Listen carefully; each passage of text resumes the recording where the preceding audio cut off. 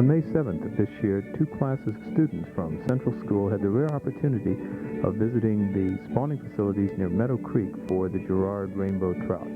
Accompanied by their teachers, Mr. Tagami, they were the guests of Harvey Andrushack of the Fish and Wildlife Branch. In this program, we'll follow the students along their field trip and see what they had to learn about the Gerrard rainbow trout and the methods used to keep its numbers populous in Kootenay Lake.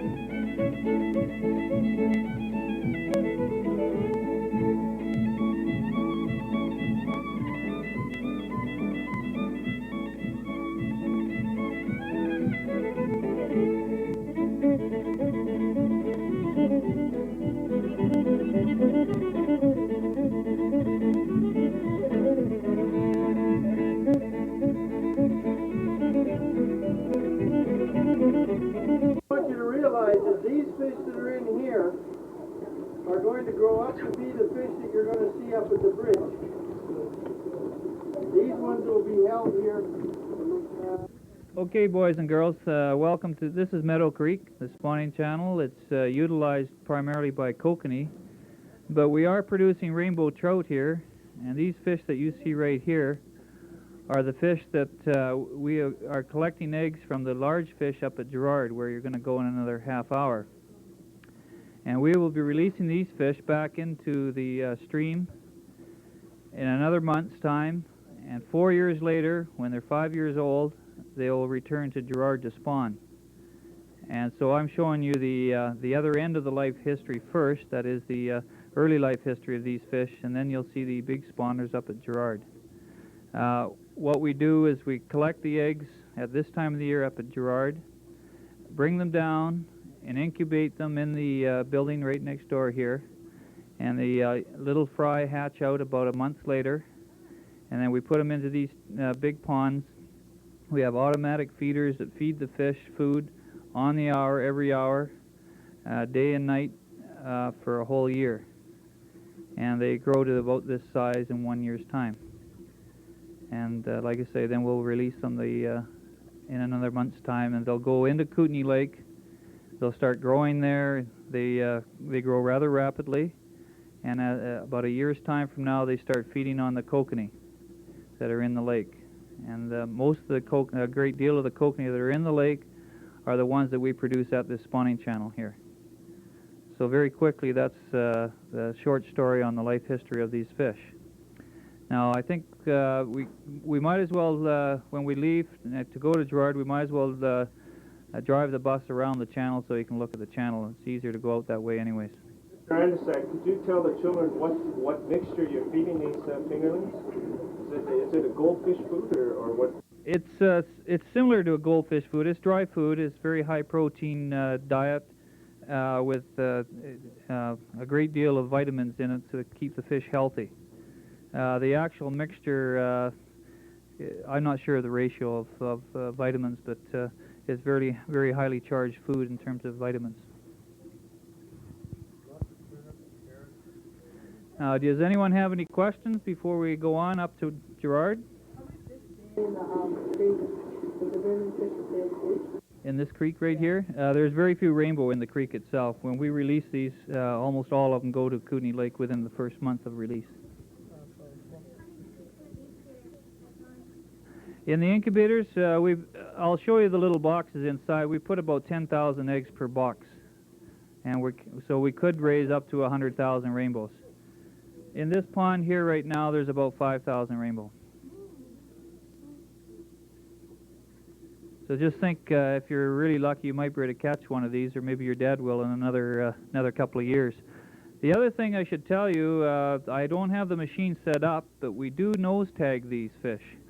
And what that is a little machine that we take all of these fish. We took them about a month ago, and we put their nose up against the machine, and it puts a little tiny piece of metal in their nose.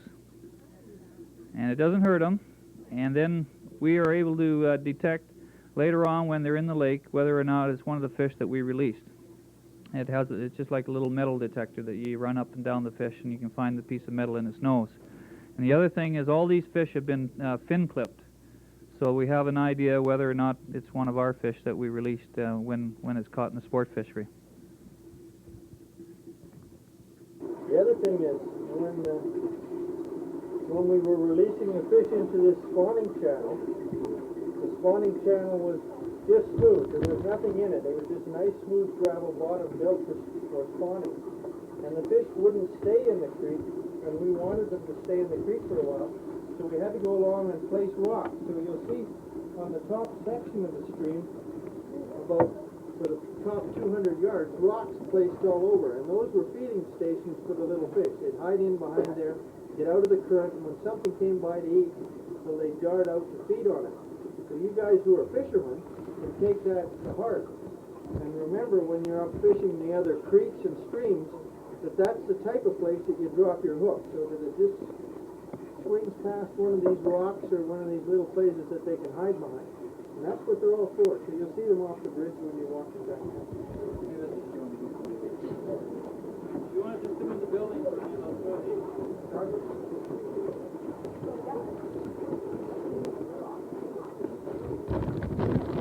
spite of the fact that you have constant temperature and constant food supply, and generally speaking, constant growing conditions, there's still a variation in the size of the fish. Like that one. Some fish are just more aggressive than others when Like it comes that to one. feeding. There's two right there. Look at the difference. These fish are all the same age. And okay.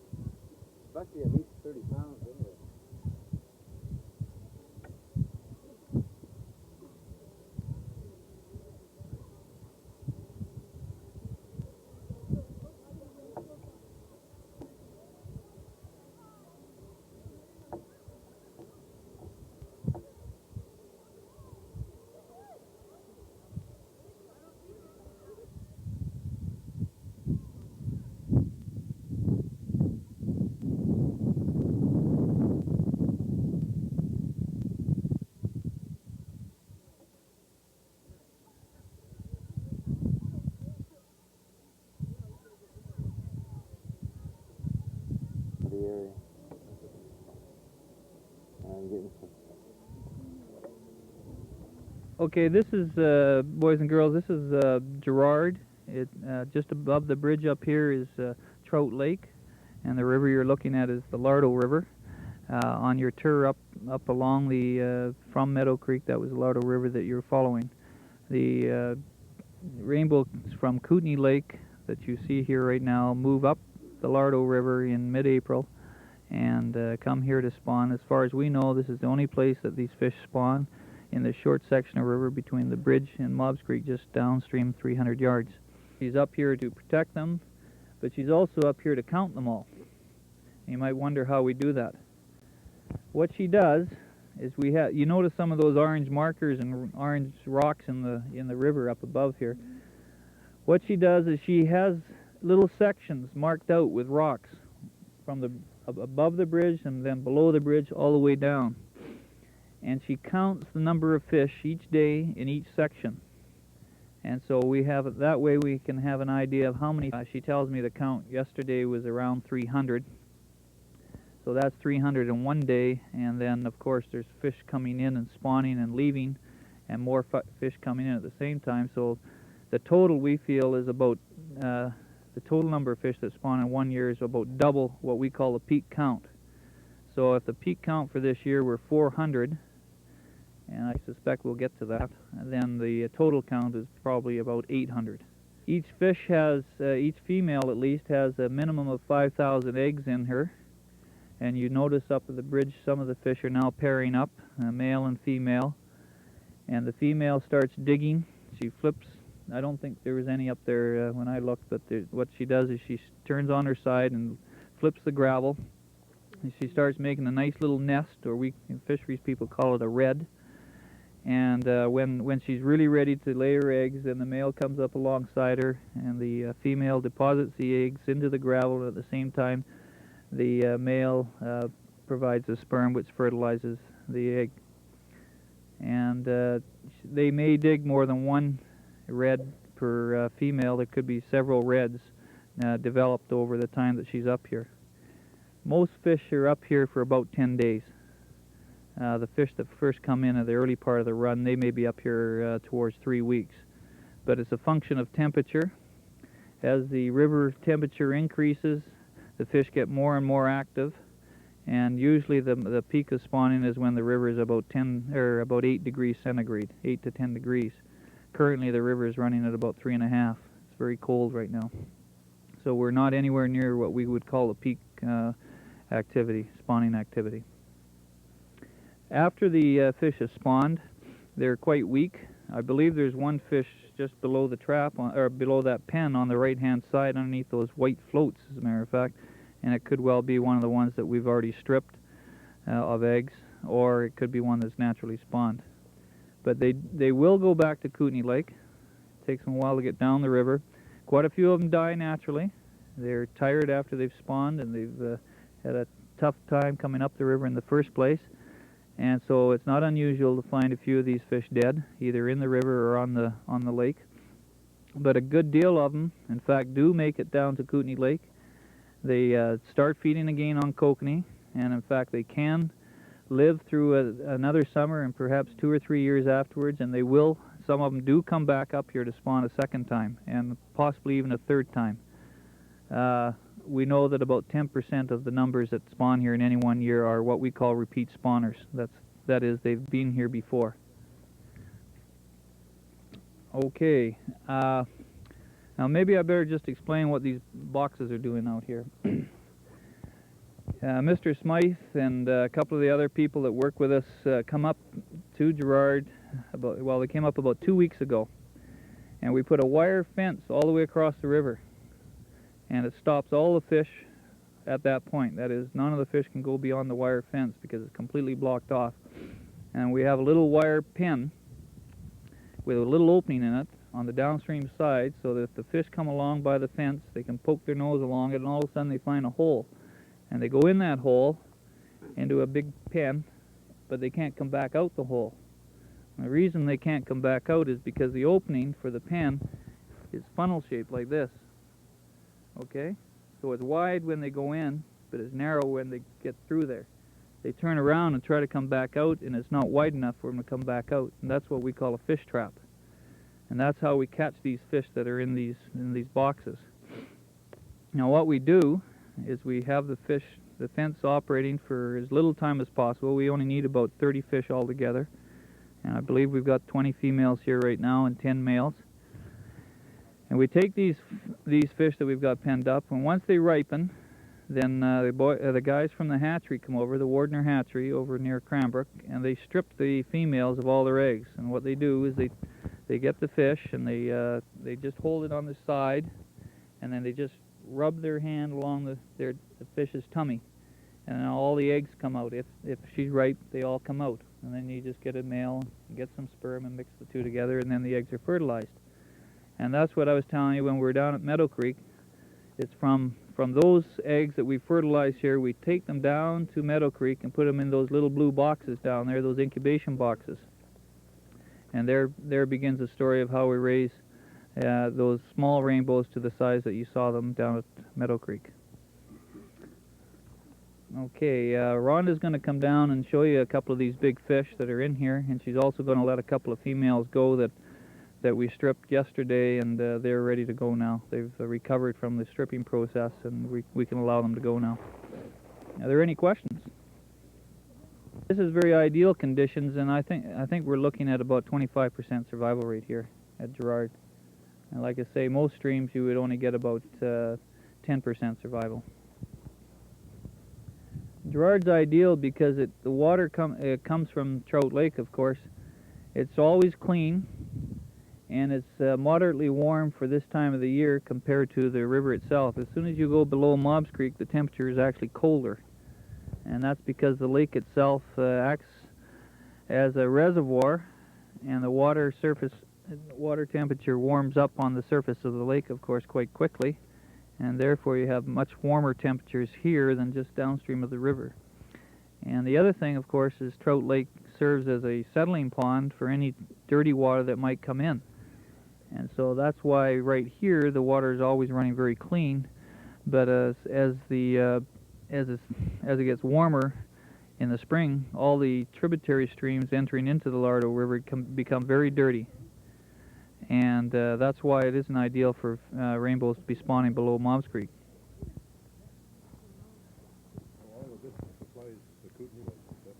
Yes, that's right. This is the only place that we know of that these large rainbows spawn. There's one fish right below the float there, Rhonda, on the outside of the pen. Has it been? That's the one that Brad was doing. Oh, I see. Okay. Okay, girls and boys, what Rhonda's going to do is she's going to take a couple of fish out of the pen now just to show you the size of them. We've already stripped these fish, and she's about to let them go. They will stay here for a few days to rest up, and then they will start their journey back down the river, back to Kootenay Lake. So we've already taken the eggs from these particular fish.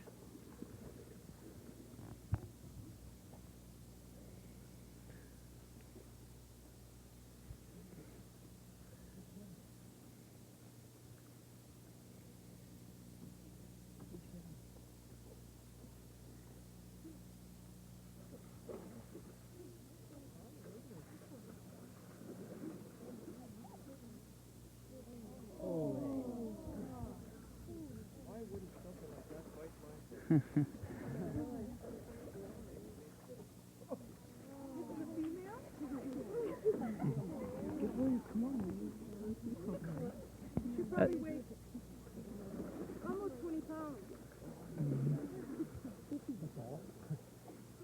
You want to do anything with her, Harvey, or just let her? No, I just thought I'd let the kids look at her. Sit up once more just for a second. If you lose it, you lose it. That fish there is the size of a 20-pound fish. It probably right now is about 15 pounds. She's lost a bit of body weight on her journey up here, and she's also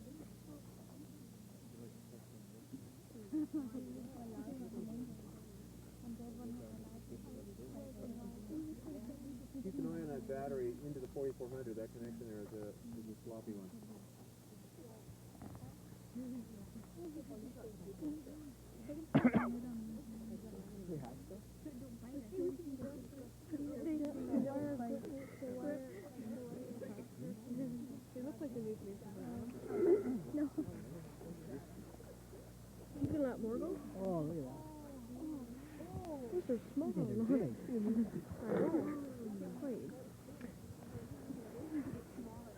Yeah, that fish there would be about, I'd say about 15 pounds at the most, yeah. Now, those are the females. Maybe I can talk Rhonda into showing you a male just to show you the difference in coloration. And the males have a very obvious hooked jaw. That's one of the things that you can distinguish a male from a female from. Love to catch that. Thanks, Rhonda. Maybe Mr. Tagami will catch that one down at Kootenay Lake. Yeah, if you wouldn't mind, please, Rhonda, just to show them the difference. There's a very obvious difference in coloration between the males and females, and I think you should be able to see that when she brings one out. What we have there, by the way, boys and girls, are in that big box, we have them sectioned off like that. We have 1 or 2 fish in each section. That way we can keep track of which fish are ripe and which ones aren't ripe. Plus we can also separate the males from the females. Now Rhonda's hopefully going to be able to wrestle a big male out of there for you. Sure. You notice the exaggerated lower jaw. Did you just hold? Yeah, that's beautiful. And how big is that? I would guess that one to be about 22 pounds or so. Yeah. Oh, pretty good guess then.